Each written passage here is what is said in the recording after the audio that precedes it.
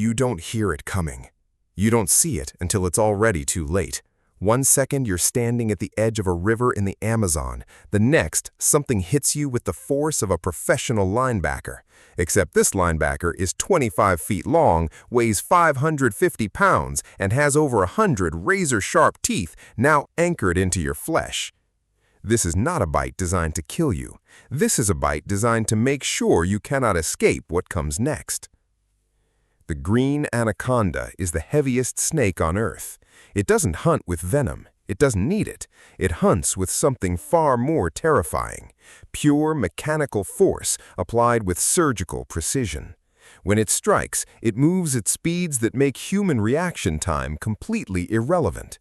You simply cannot dodge it. The jaws make contact, and those backward curving teeth, designed specifically to prevent escape, sink into whatever body part was closest. Usually an arm, a leg, sometimes the torso. Your first instinct is to pull away. This is the worst thing you can do. Anaconda teeth curve backward toward the throat. Pulling away from the bite doesn't free you. It drives the teeth deeper and tears flesh. The snake's grip actually tightens automatically in response to your struggle, a biological mechanism so effective it works on prey 10 times your size. Within 3 seconds of the strike, the coiling begins. This is where the science becomes genuinely extraordinary. The anaconda doesn't squeeze immediately. It wraps first, methodically looping its massive body around yours with terrifying efficiency. Each coil adds more weight, more surface area, more control. By the time the full constriction begins, you may have anywhere from 100 to 200 pounds of pure muscle wrapped around your body. Now the pressure begins. An anaconda constricts by tightening every time you exhale. This is the key biological mechanism, and it's an elegant in the most horrifying way possible. The snake isn't just squeezing randomly, it's reading your respiratory cycle through pressure sensors in its scales. Every time your lungs deflate, the coils cinch fractionally tighter, preventing full reinflation on the next breath. Your lungs can hold roughly 6 liters of air at full capacity. After the first full constriction cycle, that number drops to 5, then 4, then 3. The pressure required to do this to a human body is estimated between 90 and 180 pounds per square inch, concentrated across your rib cage, abdomen, and, depending on coil placement, your neck. What does this actually feel like? Survivors describe it as the sensation of being bear-hugged by something that weighs more than a grand piano and never lets go. The pressure is unlike anything the human body normally experiences. Ribs begin to creak under the strain. Breathing becomes labored within 30 seconds. Within 60 seconds, breathing becomes a genuine emergency. Here is where it gets deeply scientific. Contrary to popular belief, anacondas do not crush their prey to death by breaking bones. The actual killing mechanism is far more precise. Constriction causes a rapid and catastrophic drop in blood pressure. As the coils compress your thoracic cavity, the space in your chest containing your heart and lungs, the pressure physically impairs cardiac function. Your heart cannot pump against external compression of this magnitude. Blood flow to the brain begins dropping within seconds.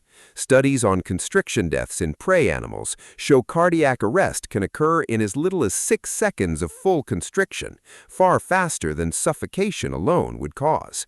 Your brain loses consciousness not from lack of oxygen, but from lack of blood pressure, the same mechanism as fainting, accelerated to lethal speed.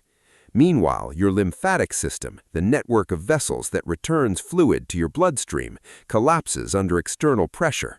Fluid begins accumulating in tissues. Internal bruising spreads rapidly across compressed areas.